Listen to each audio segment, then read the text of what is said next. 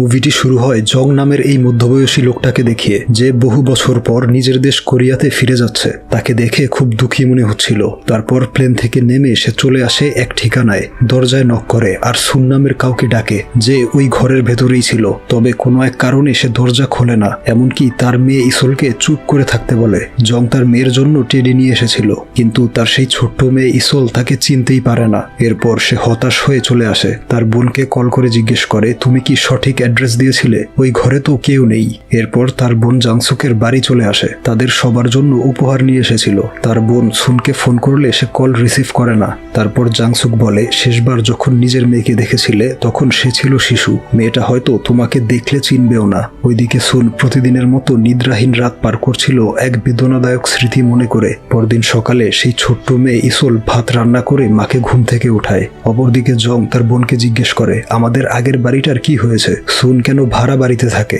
জাংসুক বলে, 3 বছর আগে লোনের টাকা পরিশোধ করতে সুন ওই বাড়িটা বিক্রি করেছে। জং জিজ্ঞেস করে, সুন ঋণগ্রস্ত হলো কিভাবে? সে বলে, তোমার ছেলের উকিলের টাকা পরিশোধ করতে গিয়ে। এরপর তারা ইসোলের স্কুলে চলে আসে। ভিড়ের মধ্যে নিজের মেয়েকে চিনতে পারে না, কারণ তাকে শেষবার দেখেছিল বহু বছর আগে। মেয়েটাও তাকে দেখে কিছুটা ভয় পেয়ে যায়, কারণ গতরাতে এই লোকটাই তার বাড়িতে কড়া নেড়েছিল। জাংসুক বলে, এটা তোমার বাবা, ও এতদিন বিদেশে ছিল।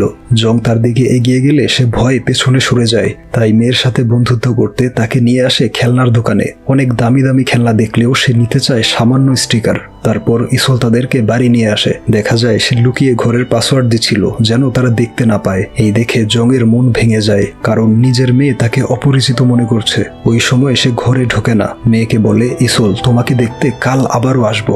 ওইখান থেকে সে সোজা চলে আসে সুনের ওয়ার্ক প্লেসে। তার স্ত্রী সুন এই সুপার শপে জব করে। জংকে এখানে দেখে সে খুব রেগে যায়। জং বাহিরে দাঁড়িয়ে ফোন করে। সুন স্পষ্ট জানিয়ে দেয় তার সাথে দেখা করতে চায় না। তারপর দিন জং আবারও যায় মেয়ের স্কুলে। এবার ইসোল বাবাকে দেখে তার কাছে চলে আসে। সে মেয়ের উপহারটা অর্থাৎ ওই টেডিটা তাকে নিতে বলে। ইসোল উপহারটা গ্রহণ করে। এরপর মেয়েকে নিয়ে আসে রেস্টুরেন্টে। সেখানে ইসোল খাবার সামনে রেখে চুপচাপ বসে থাকে।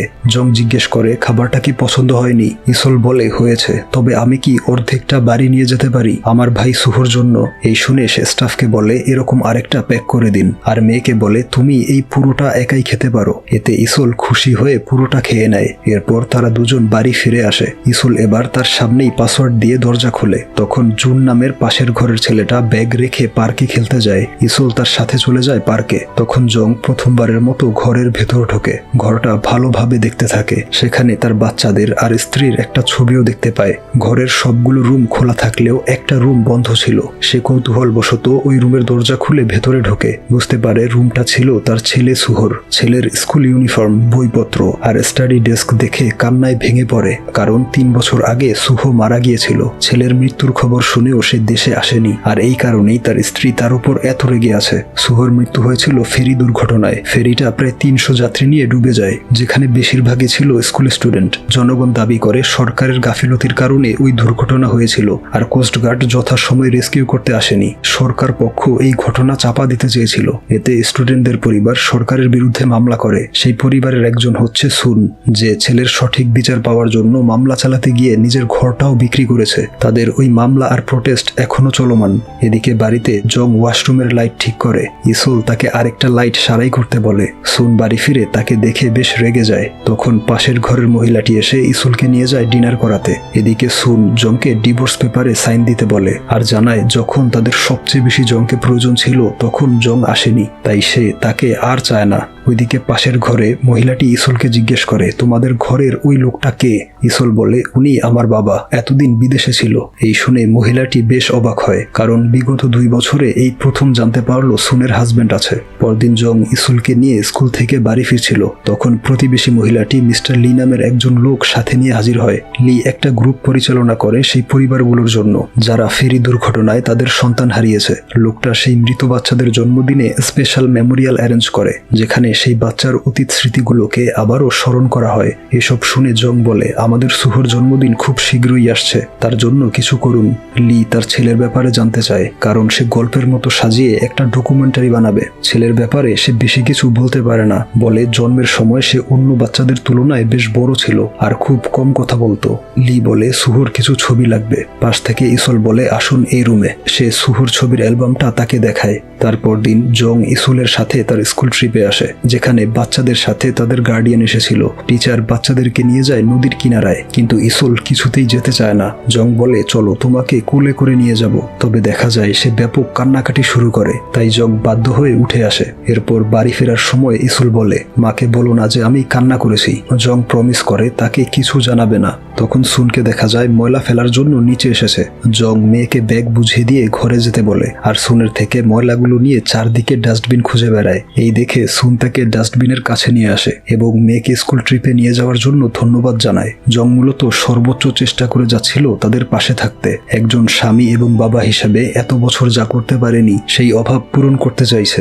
জং বলে, কয়েকদিন আগে মিস্টার লি এসেছিল, তারা সুহর জন্মদিনে মেমোরিয়াল অ্যারেঞ্জ করতে চায়। সুন বলে, আমি চাই না, আমি শান্তিতে একা থাকতে চাই। রাতের বেলা সে সুহর একটা পুরনো ভিডিও দেখে, যেখানে ইসল আবহাওয়ার রিপোর্টার হিসেবে অ্যাক্টিং করছিল। ভিডিওটা করছিল সুহ, তবে ইসল কিছুতেই ডায়লগ মনে করতে পারছিল না। সুহ বলে, তোর মাথা ভর্তি গোবর। এই শুনে ইসল রেগে মাইক ছুঁড়ে মারে। ভাই বোনের এই খুনসুটিময় স্মৃতিগুলো দেখে সে হেসে ওঠে এবং সুহর শেষ দিনের মেসেজগুলো পড়ে। সেদিন তার স্কুল ট্রিপে সমুদ্র পাড়ে গিয়েছিল। ফেরার পথে যখন ফেরিটা ডুবে যাচ্ছিল, তখন তার মাকে মেসেজ আর কল করেছিল, কিন্তু সুন কাজে ব্যস্ত থাকায় ফোন রিসিভ করতে পারেনি। তাই ছেলের মৃত্যুর জন্য সে নিজেকে অপরাধী ভাবে আর প্রতি রাতে বাহিরে তাকিয়ে কান্না করে। পরদিন সে কোথাও যাওয়ার জন্য বের হয়। জং এসে তার গাড়িতে উঠে পড়ে। তারা যায় সুহর সমাধি স্থানে। সেখানে আরো অনেক বাচ্চা সমাহিত ছিল, যারা ওই ফেরি দুর্ঘটনায় নিহত হয়েছে। সবার ফ্যামিলি আসে বাচ্চাদেরকে স্মরণ করতে। তারা প্রথমবার সুহর বাবার সাথে পরিচিত হয়। তারা ওইখানে লাঞ্চের ব্যবস্থা করে। সুন আর জংকেও আমন্ত্রণ জানায়। সুন লক্ষ্য করে সবাই পিকনিকের মতো আনন্দ করছে। সে উঠে বলে, বাচ্চাদের গ্রেভিয়ার্ডের পাশে এরকম আনন্দ করাটা মোটেও ভালো লাগছে না। এই বলে সে চলে আসে। জং তার স্ত্রীর পক্ষ থেকে ক্ষমা চেয়ে সেও চলে যায়। এসে দেখে সে তাকে রেখেই চলে যাচ্ছে। রাতে জং তার বোনের সাথে আলাপ করে। সুন আগের মতো নেই, অনেক বদলে গেছে। জাংসুক বলে, এরকম দুর্ঘটনার পর বদলে যাওয়াটাই স্বাভাবিক।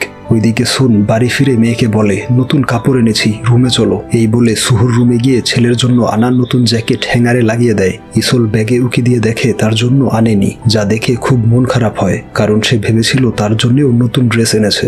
একটা ছোট বাচ্চা এসবে মন খারাপ করবে তা স্বাভাবিক, কারণ সেও বাবা মায়ের ভালোবাসা ডিজার্ভ করে। তো খাবার টেবিলে রাগ করে বসে থাকায় তার মা খুব রেগে যায়। বলে, তোমার ভাই কতদিন না খেয়ে আছে, আর এখানে তোমার পছন্দের খাবার বানিয়েছি, তারপরেও মুখ ফুলিয়ে বসে আছো কেন? এসব বলে তাকে দরজার বাহিরে রেখে আসে। ইসল বাহিরে বসে কান্না করে যাচ্ছিল। ভাইয়ের মৃত্যুর পর তাকে এইসব নিয়মিত সহ্য করতে হয়েছে। তার ভাই পানিতে ডুবে মারা যাওয়ায় সে নদীর কাছে যেতে চায় না। অর্থাৎ এই ছোট্ট জীবনে সে অনেক ট্রমার শিকার হয়েছে। আর বাবা না থাকায় বাবার ভালোবাসাও তো মেলেনি। ঘরের ভেতরে সুনু কান্না করছিল। তারপর দরজা খুলে মেয়েকে জড়িয়ে ধরে। রাতে তাকে আদর করে ঘুম পাড়িয়ে দেয় আর সরি বলে। লক্ষ্য করে ঘরের আরেকটা লাইট নষ্ট হয়ে গিয়েছে। প্রায় সময় নিচ থেকে জ্বলে আর নেভে। পরদিন ইসল তার বাবা এবং প্রতিবেশী জুনকে নিয়ে রেস্টুরেন্টে যায়। সেখানে উজিন নামের এক ছেলে জব করত। সে ছিল সুহর বেস্ট ফ্রেন্ড। তাদেরকে জিজ্ঞেস করে, ওই বয়স্ক লোকটা কে? জুন বলে, এটা সুহর বাবা। ইসল জানায়, নেক্সট উইকে সুহর জন্মদিনে মেমোরিয়াল অনুষ্ঠিত হবে, সেখানে উজিনকে ইনভাইট করে। তারপর বাড়ি এলে তার মা কল করে জানায় তার আসতে দেরি হবে। তাই ইসল বাবাকে বলে, আজ এখানেই থেকে যাও। এই বলে সে বাবার জন্য ডিম ভাজি করে আর জং ওই নষ্ট লাইটটা ঠিক করে দেয়। তারপর ইসল তাকে একটা স্টিকার দিয়ে বলে, এটা হচ্ছে প্রেজ স্টিকার, মানে কারো জন্য ভালো কিছু করলে সে এই বইয়ে একটা স্টিকার লাগিয়ে দিবে। তোমার জন্য ডিম ভাজি করেছি, তাই তোমাকে স্টিকার লাগাতে হবে। অনেকগুলো স্টিকার লাগানো দেখে জং জিজ্ঞেস করে, নিশ্চয়ই এগুলো তোমার মা লাগিয়েছে? সে বলে, না, এই সবগুলো লাগিয়েছে সুহ তার বোনকে কত ভালোবাসতো। এই ভেবে জংয়ের মন খারাপ হয়ে যায়। তারপর সে ছেলের রুমে আসে। সুহ নোটবুকের মধ্যে লিখেছিল সে বাবাকে খুব মিস করে, বাবাকে দেখতে চায়। এই দেখে তার চোখে পানি চলে আসে। সেখানে সুহর পাসপোর্ট দেখতে পায়। তখন সুন বাড়ি ফিরে আসে। জং জিজ্ঞেস করে, সুহর পাসপোর্টে কোনো স্টিকার লাগানো নেই, মানে সে কোনো দেশে যায়নি, তাহলে এটা বানিয়েছিল কেন? সুন বলে, সুহ তোমার খোঁজে ভিয়েতনাম যেতে চেয়েছিল আমাকে নিয়ে। রাত জেগে ইংলিশ প্র্যাকটিস করত, যেন ওই দেশে গিয়ে কথা বলতে পারে। সে তোমাকে জিজ্ঞেস করতে চেয়েছিল বলেছিল, কেন তুমি আমাদের দেখতে আসো না? পরদিন সে এক লেকের পাড়ে এসে দাঁড়িয়েছিল আর পরিবারের সাথে কাটানো অতীত স্মৃতিগুলো মনে করছিল। তখন তার জব ইন্টারভিউয়ের জন্য কল আসে। সে সুনের বাড়ি এসে ওয়ারড্রবে দেখে এখনো যত্ন করে তার স্যুট এবং জামা কাপড়গুলো রাখা আছে। স্যুট ও একজোড়া জুতো নিয়ে চলে আসে ইন্টারভিউ দিতে। তার ইংলিশ স্কোর বেশ ভালো ছিল এবং বিদেশে জব করার অভিজ্ঞতা রয়েছে। তবে জিজ্ঞেস করে, বিগত 3 বছরে আপনি কোনো জব করেননি কেন? এই শুনে জং একদম চুপ হয়ে যায়। তারপর বলে, আমি ভিয়েতনাম দেশে অ্যালুমিনিয়াম ফ্যাক্টরিতে জব করতাম। সেখানে একটা অ্যাক্সিডেন্ট হয়, যার দায়ভার চাপানো হয় আমার ওপর। গত 3 বছর ধরে চেষ্টা করে গিয়েছি নিজেকে নির্দোষ প্রমাণ করতে। শেষে নির্দোষ প্রমাণিত হয়ে দেশে ফিরে আসি। তারা জিজ্ঞেস করে, এই 3 বছর আপনি আসলে কোথায় ছিলেন? জং বলে, ভিয়েতনামের জেলে, অর্থাৎ কারাগারে। জেলের কথা শুনে তারা জানিয়ে দেয়, কোনো আসামিকে তাদের কোম্পানিতে চায় না। এখানে আমরা বুঝতে পারি জেলে থাকার কারণে ইচ্ছে থাকা সত্ত্বেও পরিবারের কাছে আসতে পারেনি, আর জেলে থাকার কথাটা কাউকে জানায়নি। তার মনে শুধু একটা কথাই ঘুরে বেড়াতো, তার অবর্তমানে পরিবারের এত কিছু হয়ে গেল কিন্তু সে একটুও সাহায্য করতে পারলো না। তারপর চলে আসে এয়ারপোর্টে তার ছেলের বিদেশ যাওয়ার স্বপ্নটা পূরণ করতে।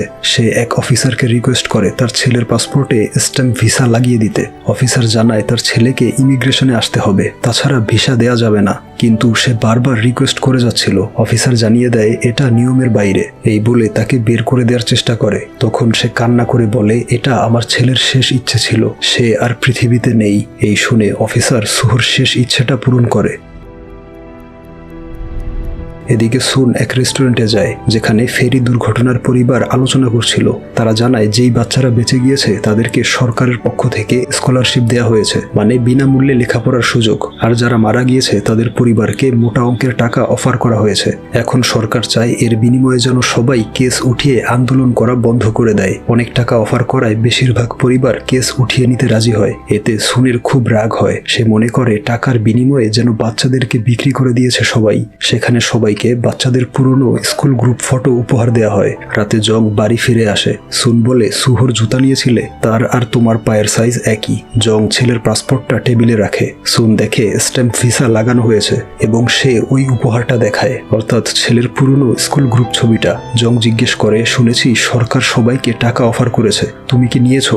এই শুনে সুন ভাবে তার স্বামী ফিরে এসেছে ওই টাকার লোভে। বলে, আমি জানতাম তুমি বিনা কারণে আসবে না, কত টাকা লাগবে বলো। এতে জং প্রচন্ড রেগে যায়, জানায় সে টাকার জন্য আসেনি। এই বলে চলে আসে। তার কয়েকদিন পর সুন বুঝতে পারে জংয়ের সাথে তেমন আচরণ করা উচিত হয়নি। তার খোঁজ নেওয়ার জন্য চলে আসে জাংসুকের কাছে। সে জানায় তার ভাই সারাদিন লেকের পাড়ে ফিশিং করে, রাতে ওইখানেই তাঁবুটা নিয়ে শুয়ে থাকে। সুন জানায় সে জংকে ভুল বুঝেছে, জং খারাপ মানুষ নয়। ওইদিকে জং অতীত স্মৃতিগুলো ভাবতে থাকে। এই লেকের পাড়ে পরিবার নিয়ে ঘুরতে আসতো, কত স্মৃতি জড়িয়ে আছে এইখানে, এই ভেবে কান্না করে যায়। অপরদিকে সুন জানালা দিয়ে দেখে রাস্তায় 2টো বাচ্চা হইচই করছে। তাদের দেখে নিজের ছেলের কথা ভাবতে থাকে, যে ঠিক এভাবেই দুষ্টুমি করত। বাড়ি ফিরে দৌড়ে চলে আসতো মায়ের কাছে। এসব ভেবে সুহর জামা কাপড় নিয়ে চিৎকার করে কান্না করে। জং বাহির থেকে কান্নার আওয়াজ শুনতে পেয়ে ঘরে চলে আসে, তবে কিছুতেই তাকে শান্ত করতে পারছিল না। তখন প্রতিবেশী মহিলাটি এসে বলে ডাক্তার ওকে ঔষধ দিয়েছে, এমন প্যানিক অ্যাটাক হলে ঔষধ খেতে হয়। এরপর দিন দেখা যায় কিছু গেস্ট এসেছিল। তারা সুনকে জিজ্ঞেস করে, তুমি কি সরকারের দেয়া টাকাটা নিয়েছো? সুন বলে, ওই টাকা আমি কখনোই নেব না। লোকটা বলে, তাহলে আমার ঋণ পরিশোধ করবে কিভাবে? জং বলে, আপনার সব টাকা আমি পরিশোধ করব। এই বলে তাদেরকে বেরিয়ে যেতে বলে। তারপর সুহর বন্ধু উজিনকে দেখা যায় কাজ শেষ করে বাড়ি ফিরছে। এই মেয়েটাও ওই রেস্টুরেন্টে জব করে। মেয়েটা জানায় তার ইচ্ছে ভিয়েতনামে ঘুরতে যাবে, টাকা জমানোর জন্য এই জব নিয়েছে। উজিন বলে, তুমি তো সুহর স্কুলে পড়তে। সুহ ছিল আমার বেস্ট ফ্রেন্ড, তবে আমাদের স্কুল ছিল আলাদা। পরদিন মিস্টার লি আসে সুহর মেমোরিয়াল অনুষ্ঠানের জন্য কিছু জিনিসপত্র নিতে। সুন রেগে গিয়ে তাকে চলে যেতে বলে। পরে জং তাকে বুঝায়, আমি যখনই সুহকে মনে করতে যাই তখন খুব বেশি কিছু মনে পড়ে না। এমনকি মিস্টার লি সুহর বিষয়ে জিজ্ঞেস করেছিল, তখন আমি বাবা হয়েও ছেলের সম্পর্কে কিছুই বলতে পারিনি। মিস্টার লি যে মেমোরিয়ালটা অ্যারেঞ্জ করতে চায় সেখানে তারা সবাই থাকবে, যাদের সাথে আমাদের সুহর অনেক স্মৃতি জড়িয়ে আছে। ওপর থেকে সবাইকে একসাথে দেখতে পেলে সুহ হয়তো রাগ করবে না, বরং খুশি হবে। এই শুনে সুন রাজি হয়। এরপর সুহর জন্মদিনে সবাই মেমোরিয়াল অনুষ্ঠানে পৌঁছায়। মিস্টার লি প্রজেক্টর স্টার্ট করে। প্রথমেই সুহর ছোটবেলার ছবি দেখে শুরু হয়। ব্যাকগ্রাউন্ডে বলা হয় সুহ জন্মের সময় অন্য বাচ্চাদের তুলনায় বেশ বড় ছিল, হয়ে ওঠে বেশ চঞ্চল স্বভাবের, সবার সাথে হাসি খুশি থাকা, মাকে রান্নায় সাহায্য করা আর অদ্ভুত সব অ্যাডভেঞ্চার করে বেড়াতো সুহ। ছোটবেলায় সে প্রথমে হতে চেয়েছিল পুলিশ অফিসার, স্কুলে ওঠার পর সে হতে চায় ফায়ার ফাইটার, কিছুটা বড় হয়ে বাইকের প্রতি তার ভালোবাসা জন্মায়, হতে চায় মোটর রেসার, এমনকি সে লুকিয়ে ড্রাইভিং লাইসেন্স করে নিয়েছিল। মিউজিশিয়ানও হতে চেয়েছিল, তবে নিজের মিউজিক শুনে হাল ছেড়ে দেয়। এরপর দেখায় তার বেস্ট ফ্রেন্ড ছিল উজিন। তারা আলাদা স্কুলে থাকলেও তাদের বন্ধুত্ব ছিল গভীর। ছোট বোন ইসুলকে সুহ খুব ভালোবাসতো, আর যখন বাবা ফিরে আসেনি তখন মায়ের খেয়াল রাখতো। এরপর তার বন্ধুরা কিছু গল্প শেয়ার করে। একজন বলে এক ঝড়ের সময় সুহ এসে তাকে বাহিরে নিয়ে যায় ঝড় দেখার জন্য। বাহিরে ঘুরতে থাকা পলিথিন, কাগজ আর গাছের পাতাকে তারা ঘুষি আর লাথি মেরেছে। তাদের এই অদ্ভুত কাহিনী শুনে সবাই হাসতে থাকে। তখন সুহর এক বন্ধুর পরিবার আসে লিকুইড দুধ নিয়ে, বলে সুহ আমাদের ফ্রিজ থেকে সব দুধ খেয়ে নিত। এই শুনে সবাই হেসে ওঠে। উজিন তার বেস্ট ফ্রেন্ড সুহর জন্য একটা চিঠি লিখেছে, সেটা সবাইকে পড়ে শোনায়। লিখেছে, প্রিয় বন্ধু সুহ, জানি না কই থেকে শুরু করব। আমাদের বন্ধুত্ব হয়েছিল যখন আমরা ক্লাস 5-এ ছিলাম। একদিন তুই সিওলের হাংদে শহরে যেতে চেয়েছিলি, আমাকে মাফ করে দিস, আমি যেতে পারিনি। আমি এখনো সেই মিউজিকগুলো শুনি যেগুলো আমরা একসাথে শুনতাম। তোর পার্ট টাইম জবটা এখন আমি করি শুধুমাত্র তোকে মনে রাখার জন্য। তোকে মনে রাখার জন্য আমাদের সমস্ত মেমোরিজ ডায়েরিতে লিখে রাখি, যেন কখনো ভুলে না যাই। আমাদের একসাথে কাটানো 7টি বছর আনন্দে ভরেছিল। আমি তোকে বিদায় জানাবো না, আর এই চিঠি লেখাও থামাবো না যতদিন না আমাদের আবার দেখা হবে, আবার কথা হবে। সুহর মা মিসেস জং, আমি আপনাকে দেখলে সবসময় এড়িয়ে চলি, লুকিয়ে পড়ি। আপনার চোখগুলো ঠিক সুহর মতো, যা দেখলে সেই পাগলটার চেহারা মনে পড়ে যাবে। উজিনের এই চিঠি শুনে সবাই কান্না করে যাচ্ছিল। উজিনের রেস্টুরেন্টে জব করা সেই মেয়েটাকেও দেখা যায় অঝরে কান্না করছে। সে বলে, ওই ফেরিতে আমিও ছিলাম। পানির নিচে যখন আটকা পড়েছিলাম সবাই, তখন সুহ আমাকে ঠেলে উপরে পাঠিয়ে দেয়। আমি উদ্ধারকর্মীদের দড়িটা ধরতে পারি, ভেবেছিলাম সুহ উঠে আসবে, কিন্তু ঠিক তখনই ফেরিটা একদম পানির নিচে চলে যায়। আমাকে বাঁচাতে গিয়ে সে নিজের জীবন হারালো। এই শুনে সুন কান্নায় ভেঙে পড়ে। তারপর মিস্টার লি বলে, আমরা সুহর জীবন কাহিনী একজন কবিকে শুনিয়েছি। তিনি একটা কবিতা লিখেছেন। কবিতার এক একটা কথা যেন সুহর প্রতিধ্বনি। প্রতিবেশী জুন সেই কবিতাটা পড়ে শোনায়। আমি চিরমুক্ত হয়ে উড়ে বেড়াচ্ছি, মাঠ, গাছ, মেঘ দেখেছি। সবাইকে জিজ্ঞেস করেছি আমার আদরের মা কোথায়। কেউ বলেনি তোমার ঠিকানা। আমি অনেক চেষ্টা করেছি, তোমাকে খুঁজে পেয়েছি। প্রতি রাতে দরজার সামনের লাইট জ্বলে আর নেভে, তা দেখে ভয় পেও না মা, সেটা আমি অদৃশ্য হয়ে ঘুরে বেড়াই তোমার আশেপাশে। তোমাকে এত শক্ত করে জড়িয়ে ধরি যেন হারিয়ে না ফেলি। বাবা কি এখনো বিদেশ থেকে ফেরেনি? সে জানে না আজ আমার জন্মদিন? সে কি জানে না এখন আমি আর নেই? তুমি আর ইসল কতটা একা। আমি তো বাবার স্বপ্নে গিয়েছিলাম, তাকে বলেছিলাম জলদি তোমাদের কাছে ফিরে যেতে। সে জলদি ফিরে আসবে, এসেই তোমাকে আর ইসলকে শক্ত করে জড়িয়ে ধরবে। কখনোই আমার অভাব বুঝতে দেবে না। তোমাকে অনেক ভালোবাসি মা। বাবাকে দেয়া কথা রাখতে পারিনি মা, তোমাদেরকে আগলে রাখতে পারিনি। ছেলের জন্য তার মা কান্না করে যাচ্ছিল। তার চেয়ে বেশি কান্না করছিল জং। নিজেকে আর সামলে রাখতে পারে না, কারণ বিদেশে যাওয়ার আগে ছেলেকে বলেছিল আমি ফিরে আসা পর্যন্ত তোমার মা আর বোনকে আগলে রাখবে। সব শেষে দেখা যায় জং এখন তার পরিবারের সাথেই থাকে। তারা ধীরে ধীরে সুহর স্মৃতি সাথে নিয়ে বেঁচে থাকতে শিখছে।